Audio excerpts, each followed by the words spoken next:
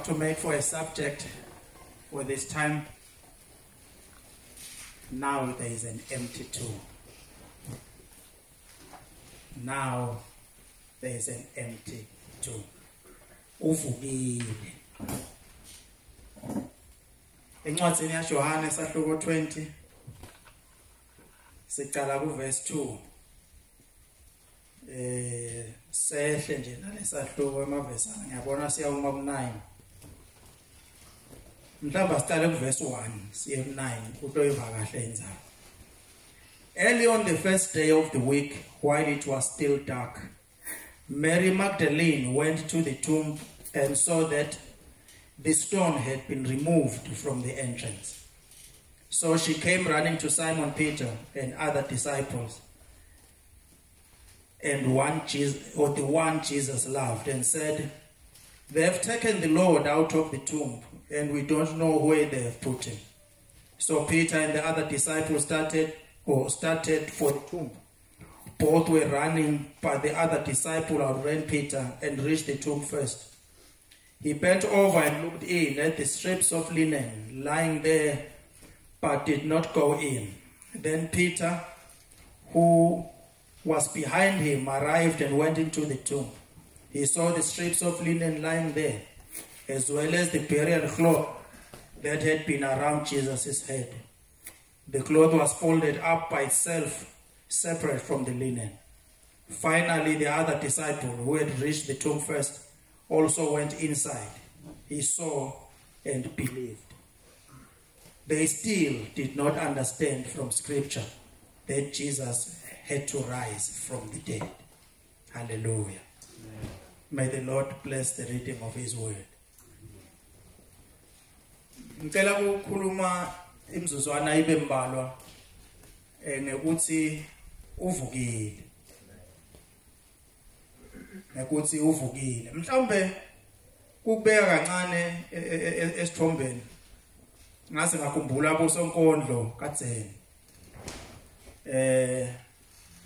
Lo mconjo lothi lobusuku Jesu atawuvuka utawutholakala ukuthi uvukile ekuseni. Kwakubusuku lokuvamile bona. Nasekuseni it was a normal chilly morning. Mhlambe balele lazily etindlini tabo bantu. Kodwa ngaloko kusa kokuvuka kwaJesu, the world awoke to a hope for a people who are shrouded in the dark finality of the grave. Umhlaba wavuka ekuseni wakhanza lithemba labo bonke abantu labehlabo bayethuneni. Bantu nyalo sebehla bayethuneni. Sebanelithemba, lelithemba lelo lavela labonakala on that morning. Yini lelithemba? Ngilokuthi kufa is no longer terminal. Kufa ekufeni akusesiko ekugcineni. Say passage nje yekwendlula siye phambili. Lala sifunza khona Johane usilandzisa ngalokwenteka kuloko kusa. Mary wefika wakhanza ukuthi litshe lisusiwe. Ngiliphi lelitshe? Emalangeni lendlulela lokho Jesu ufile esiphambanweni. Wethulwa esiphambanweni. Wathathwa ngilamanye amadoda lakholwayo lamabili. Josepha lomunye nguNicodemus. Nicodemus nalo I like his name nalivela kuletinye tincwadi la Nicodemus. Yefika le ndoda yathi kuthiwa indoda lecebile. Seva kuthiwa yayike yamsida Jesu ukuthwala siphambane. Yathi ngicela kumane ngithathe lesijumbu ngihambe ngiyosingcwaba ethuneni lelilungisiwe lingakaze lalala. Lelinye lomunye umbhali wale gospels uthi lalilaphe lelithuna. Bamthatha kuthiwa Nicodemus wakhokha emakhala dule kakhulu. Wambambisa ukuthi bahambe bayongcwaba Jesu. Wangcwatshwa ke Jesu. Kwangathi akusinza abadalutho. emva kwesikhathi lesitsite kwaqhamuka labanye bondvodzamphi bahamba baya ku Sanhedrin umkhandlu lophethe labantu bathi hey kunendzaba lesivile kunendzaba lebeyikhulunywa ukuthi lo Jesu lo uthi yena utawuvuka emva kwemalanga lamathathu lento lena ufuneka sivimbe lamanga lawo ufuneka siwavimbe besicela nine bosomkhulu besicela ukuthi manje sente taba ukuthi siqiniseke ukuthi abamebi labafundza befiki kutomeba bese bahambisa letindzaba letinje ukuthi Jesu uvukile bayithola ipermission and they did two things. One, they seal babeka litshele ngoba kunelitshele elikhulu babeka litshele elikhulu la lelikhulu lidzinge emadvodza mbamba kutolibeka basi bangalibeka they put a seal on it ngalamanye amagama bayalinamathisela bafuna kubona ukuthi nothing is tempered with the grave. Kwesibili labafuna kukwenda above the seal bafuna kubeka isecurity babeka boguards babeka emadvodza lethembekile utohlala guards lelithuni batal guards akuzinge uthi uguards esiphelana ngikho nje babitwa muva na uva umgcwabo wenteka nenini kwahamba sikhashana base bayalethwa ke boguards ngoba sebabona lelilanga lemvuka selisonzela base kube kulandwa labo guards kuthiwa kwathi emva kwesikhathi lesitsite base sebathumela boguards ke sebagadzile ke labo guards la kanike nale ke lilanga lemvuka selifikile akabonga uNkulunkulu ukuthi befika lingakefiki lelilanga badoba khona nabo sesiva ukuthi kunabosisi labesuka ke kuseni sebalungisela amakha abo sebayalena bafuna kuyofaka lamakha abo lesidunjini saJesu kwakuyindlu nje labebavama kuyenta bantu baleso sikhathi kodwa wena kumuntu lo special kuwe kanje wafuna vele emakha ekhethelo nekukwenta lesidumbu sikhonze lapha sikhona khona bahamba la ndleleni siva kuswa bayacoca bayabutana kusikadwa lo sihamba siyale ngubani lotasuse lelitshe lelikhulu lele ngoba nakungcwatshwa nakungcwatshwa bebakhona lesiBhayibheli babekhona lapho babuka kuze batowati usungcwatshwe phi Jesu ngubani lotasuse lelitshe. I find it interesting ukuthi ababuti ukuthi sitawungena njani kulabo guards abayikhuluma umdzawa boguards ingabe babenayo isolution yabo guards angibali kodwa nje lokubahlupha ukuthi lelitshe sitalususelwa ngibani lele kodwa lengothanza ukuthi lo bahamba babuta lo batibuta bona letinyawo ngiloti yahamba ngiloti yakho ikhona yona inkinga lapha phambili kodwa letinyawo ngiloti yahamba tiyakhona isolution isengakayitholi kodwa letinyawo tiyahamba tiyakhona le lapha kususwe litshe khona befika ke indzaba siyayathi ukuthi bakhanza selivulekile lo munye lobhalako khona lapha eBhayibheli lo munye walama gospels uthi bakhanza a young man lebonakala kusibuye ezulwini ihleli kulelitshe ngithola siyaseyibhale 4 ihleli kulelitshe ilatikwalo lelitshe lisukile lapha lo munye walama gospel uthi bathi bayahlola nalekhazi bakhanze emadvodza lamabili lapha ekhazi ahleli aphumulile lapha ethuneni nalamadvodza lawa abonakala eqhamuka ezulwini kwakunemajala amanenge eqhamuka ezulwini lapha this morning. It's just Jesus who was not there. Ungathi la njondo lambabethe to celebrate ukuthi the King of Kings has risen is up again. Nakhona lokufuna kutobona akede la utasikhanza simtshele letindzaba letimnanzi tithini letindzaba uvukile amen uvukile haleluya kusho ukuthini lokuthi uvukile mhlambe singakasho ukuthi kusho ukuthini vele uvukile yini Paula nabhalako kubaseKorinte beqala sahloko 15 uthi ngiyakukhumbula abazalwane elivangeli lenganishumayela lona naleni mekulu uyachaza ukuthi lelithini lelithi Jesu wafa njengekwembhalo wembelo wavuka ngelisuku lwesithathu njengekwembhalo futhi so uthi lokuthi wavuka wabonwa so uyababala ke labanye labambona wathi veta ko Petro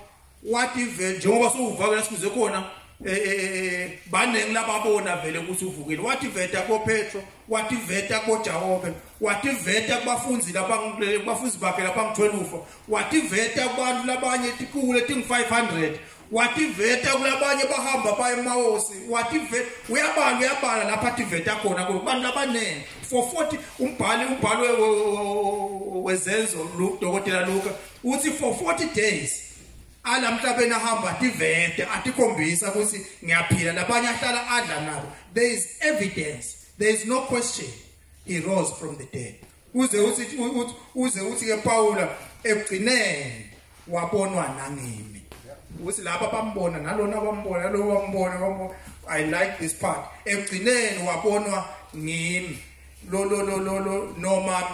noma mina ngangikhashane naye ngile khashane naye kodwa wabonwa ngimi lokungathi umuntu lotele kungake fika isikhathi mamagama ungathi ngene ngemhlubulo la kulendzaba le ngoba vele yayingesiyami lendzaba le babeyikhuluma empeleni ngangiphambene nayo kodwa sowuze wabonwa nangimi uvukile kusho ukuthini lokuthi uvukile bese sishiya lapho umbukele kusho ukuthini lokuthi uvukile kusho ukuthi bekafile wase sewuyavuka kumcoka ngani ukuthi Jesu uvukile kumcoka kakhulu ngoba ngabe site lomsindo longaka kube akavukanga incwadi ngathi noma ngidayi thola incwadi yabase Roma 4 verse 25 he was killed for our transgressions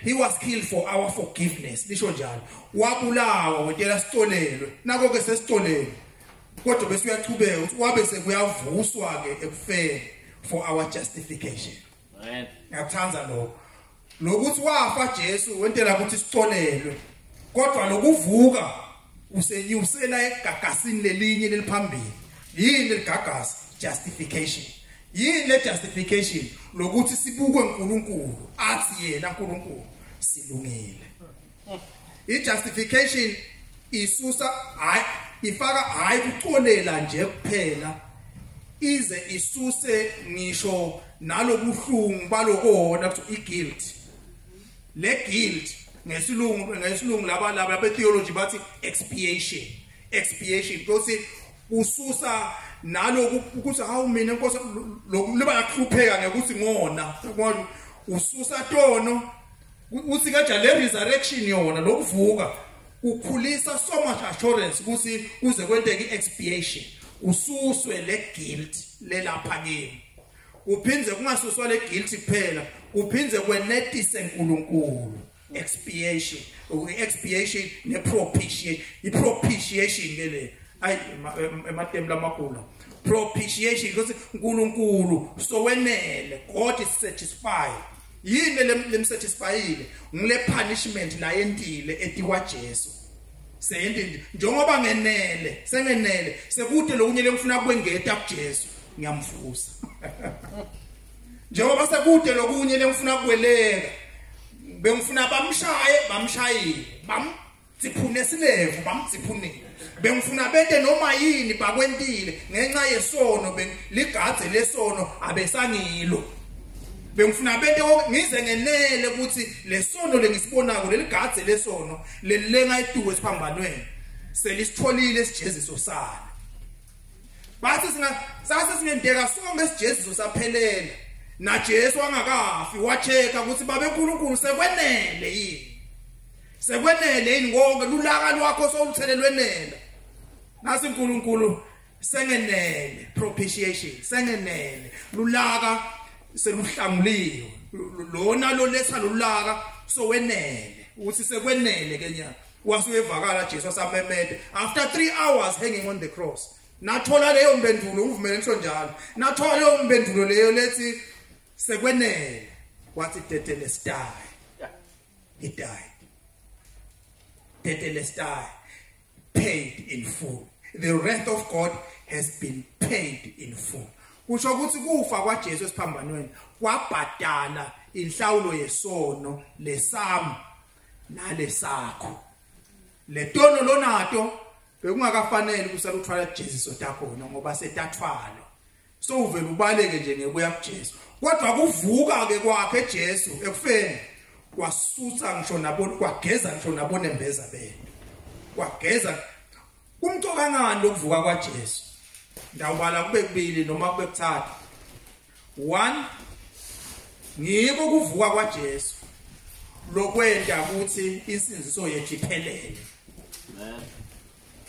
Ngaphandle kokuvuka kwaJesu insinziso yethu ayikaphelele. Na ingakapheleli kusho ukuthi ayikho. Yabalungelo. Kodwa ungasitakala na ungafunza baseKorinte beqala sahluko 15. Nangabe Jesu akavuswanga sine sibanga umsindo sishumayelela lide. Nangabe sikholiwe thine kunalabanye labafile bafe bakholo bekuhawukelwa nathi sibekuhawukelwa ngoba sikholelwe lide. Ngiyibekise ngithi kuvuka kwaJesu kufanele kuvuka nje kufa kwaJesu kufanele nokuthatha sikhiye ukuthi sifakwe lana besiboshelwe khona athi nesivalelwe khona ekurusini singakona ukuphuma kuvalwe ngetivalo tensimbi bese sekufika umuntu ufaka lesikhiya. Kufa kwaJesu kufana nokufaka lesikhiya kodwa kuvuka kwaJesu kufana kusiguqula lesikhiya sivule lo mnyango uvulo kwaphula resurrection. Inzaba lamuhla nasishumayela kakhulu ngekufa kwaJesu ngoba ngemali ngekufa kwaJesu kumcoka ngoba it achieves the forgiveness of sin. Kodwa itolo noma ungalifunza leBhayibheli kuze kozenze uve ishumayelo nasebashumayela yayingapheleli ishumayelo yakho. Ungayifuna nawe not one nabashumayela bathi wafa bese bathi kodwa uNkulunkulu wamvusa Jesu kulabafile. Amen. Ngikhumbula Paul Petro nasashumayela ashumayela eJerusalem ilanga lePentecost uthi madoda bazalwane nani lenakhe nanonke lenakhile eJerusalem vanini nama Jesu Kristu wenzalo yaDavid uyamlanza uthi nini lenambulala ngetandla deli lokungakalungi bese uthi kodwa Jesu uNkulunkulu wasezulwini wamvusa kulabafile ngoba livangeli alikho kude kuvuka kulabafile. Amen. Lokuvuka kumcoka ngani? Kumcoka ngoba 1 kwenta ukuthi Jesu atiprove ukuthi uyindodana yaNkulunkulu. Kuvuka lokwenta Jesu atiprove ukuthi uyindodana yaNkulunkulu. Ngeke abengeke atiprove ngekufa. Nalethi cebi letahlaceni kwakhe tafa. Ayeticebi intelelesi. Letelelesi letahlaceni kwakhe bese nato lapha esiphambana tafa. Nato tafa ngesiphambana. Kodwa kufa kwaJesu akufanani netelelesi. Yini lento akwehluka? Ngilokuthi nawuthi uyaqhubeka nekufa kwakho. Ukhona umehluko lo bese uyabona. Bese lise iBhayibheli he rose from the dead. Lokuthi he rose from the dead kusho ukuthi babekhona babanengi le mathuneni lekufeni angathi kunjani ngakhona ngale kufeni babanengi labafe before him babanengi labafe naye babanengi bafa kodwa yena nje he rose from ngalamanye amagama he rose and left them. Amen. Nasithi he rose from the dead waphuma ekufeni wabashiya waphuma bona yini lento ukuthi bese sithi usho ukuthi ke uNkulunkulu vele ngilokuthi abesho into letinengi kakhulu waze wase uNkulunkulu yena waze wathi yena uyindodana yaNkulunkulu basi nawe uyindodana yaNkulunkulu phela usho ukuthi uNkulunkulu wena ayela ngabaze bezama ukumgcoba nangematshe nje bakwatiswa nje ngiloku usho ukuthi uNkulunkulu wena wathi ngiko lele ngikusho manje uNkulunkulu akafi noma uNkulunkulu akanayo inature yekufa akanayo inature yekufa ngibona Jesu ningixolele ekhaya ningixolele ngibona Jesu abengeta khona kufa afe nje ngoba ude inature yekufa kwathi ngakuthi athole le nature yekufa la kithi thine sonile. Into letala kufa sono. Into letala kufa sono. Lithi iBhayibheli walingwa ngako konke, watholakala ngenaso sono. Ngako ke in him kwakude lokungadala sono. Lesono kuze afe kwafanele ukuthi kube ligadze lelibekwako lati kwakhe lokungesiko kwakhe. Ngalamanye amagama kwafanele ukuthi kusuke letono tamti athathwele kuye lesono sami sibekwe lati kwakhe bese ke yena ufa lokufa kwami lebe kulandzela ngoba sono la sikhona khona sidala kufa. Ngako ke lesono nasesibekwe lati kwa Jesu bese sidala ke lokufa. But umehluko ke manje kutobonakala ukuthi uNkulunkulu kufa kutawehluleka kumbamba. Lithuna lehluleka kumbamba. On that morning bakhanza ukuthi the tomb is empty. Kwentekene he rose from the dead. Kusho ukuthi nothi uvukile kulabafile kusho ukuthi uNkulunkulu. Umuntu nje akavuki ekufeni. Ngaphandle avuswe akavuki lona nje utivukele nawuthanza uvuswe uNkulunkulu. Yena ke naNkulunkulu munye ngivumele ngithi uvele wavuka nje ekseni njengoba shito yena. Buka ngoba cabanga umuntu agcine emagama akhe noma afile. He must be God. Washo yena ukuthi emva kwamalanga amathathu ngidawuvuka. Wasitake sibone ndakukuphi ngoba ngeke udecide. Na ufile phela awukho decide alone. Wathi ngidanibonisa 3 days. 3 days ngidanibonisa nje ngisho I will do what I promised even when dead. Uyekuseni nalifika ilanga lesithathu wavuka. He proved beyond doubt he is God. Lokunye lokumcoka lokusignificant lokusiwavuka kusho ukuthi konke lokunye lakusho is true. Konke lokunye lakusho kakhulu lalakusho ngathi is true. Ngathi yini lakusho ngathi akunene. Lokunye kwako ngilokuthi through faith nasikholwa nje nguye kunokufa kwakhe lo letono tethu titawusuka. Wathi manje nyalo ukuthi sekusukile to angisathingi ukubunguta leyo mbute loyo ngoba lona lo washo njalo uqinisile. Lona lo washo njalo he has proven himself he is God. Nangabe kunjalo nangabe asho njalo mina kwami uaccept ukuthi my sins are forgiven. Nase ngiphakamise isandla uyathi naso uphakamise isandla base bakhona bafuna kusinziswa lapha edengembele uphakamise isandla uthi nasohlala phansi uve kwasathe ukuhlebela ukuthi hawu bayakhona labanye kumbe wena nawucabanga nje sekutaba nemehluko nje nyalo loso akudzingi ukuthi ube went conversation uthatha iBhayibheli lakho utiyele ekhaya umshiya akhuluma yedwa Sathane leni ngihambelani ngathi ukuthi lo lokusho uNkulunkulu it doesn't go with what I feel is what he says. Nangabe uthe ngento nje ngenta njalo ngenhlitiyo yami ime njengoba athe ime ngisho njengoba athi yena ngisho umsele leni uNkulunkulu losho njalo nangabe uJesu losho njalo it stands true. Dinentinto lathethembisile uNkulunkulu kusithi icondzane nathi sedethu ngoba uvukile kulabafile ngoba sesingamethemba ukuthi uNkulunkulu losho njalo.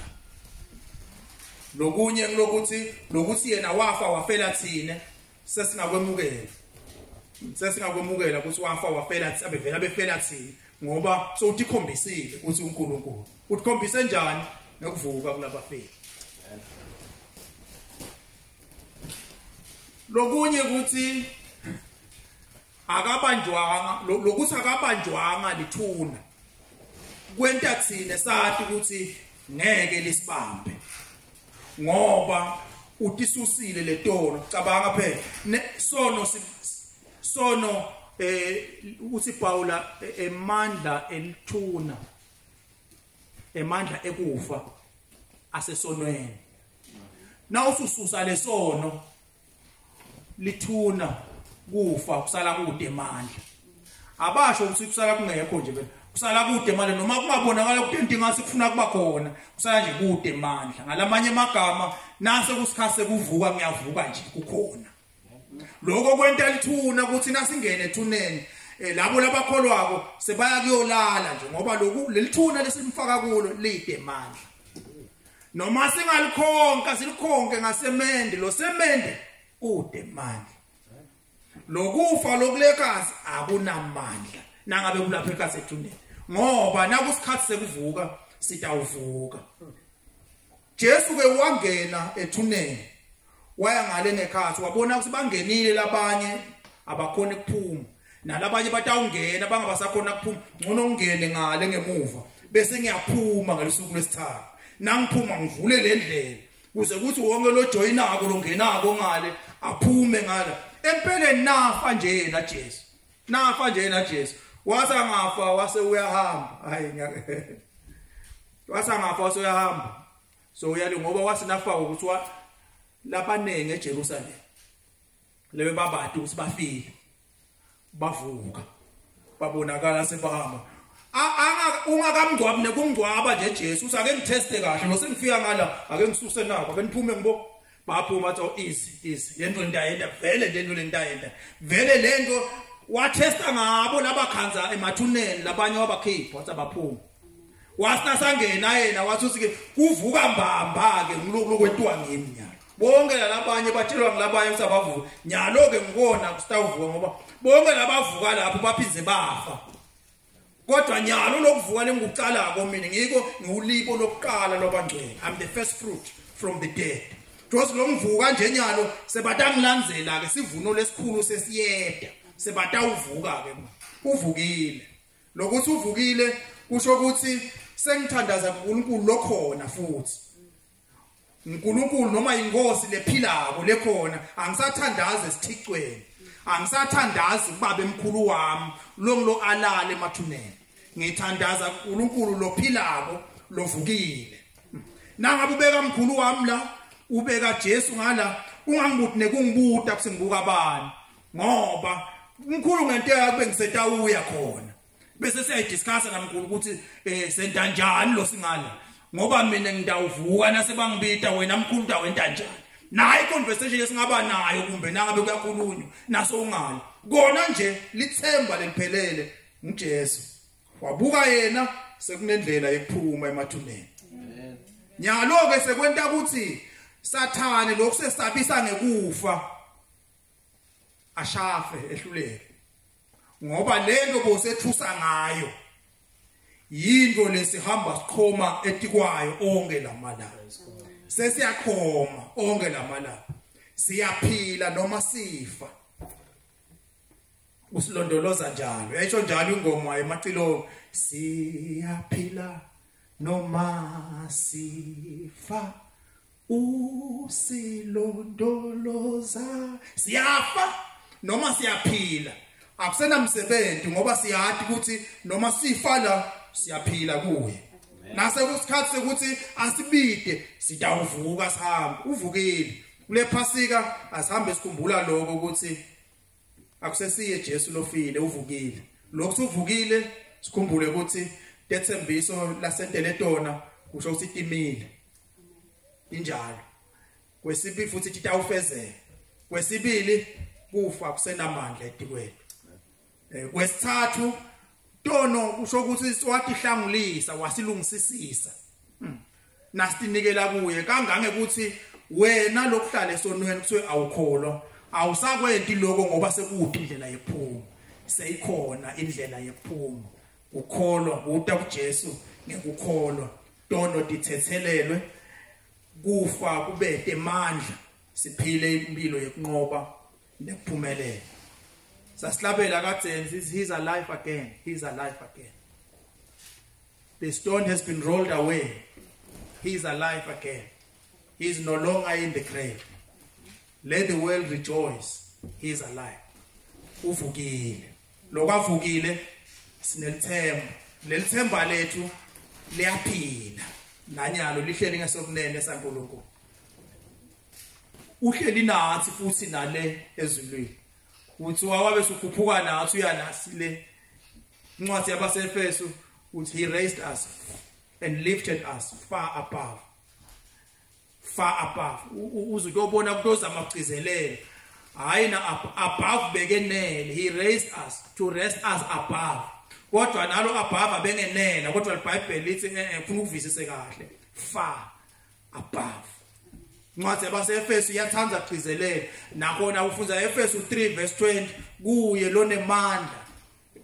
kuye lonemandla ekwenta ngetulu lo ngetulu abevele nele kodwa lento wamJesu inkulu kakhulu kuye lo ukona kwenta ngetulu khashane there's so much he did for us kuthi sisengaka access konke lokulasendele. What would it be like if we can grow into the stature sikhule size sifike ezingeni ebujodzeni lokuphelele baNkulunkulu ngemandla ekuvuka kwakhe uvukile. Hallelujah.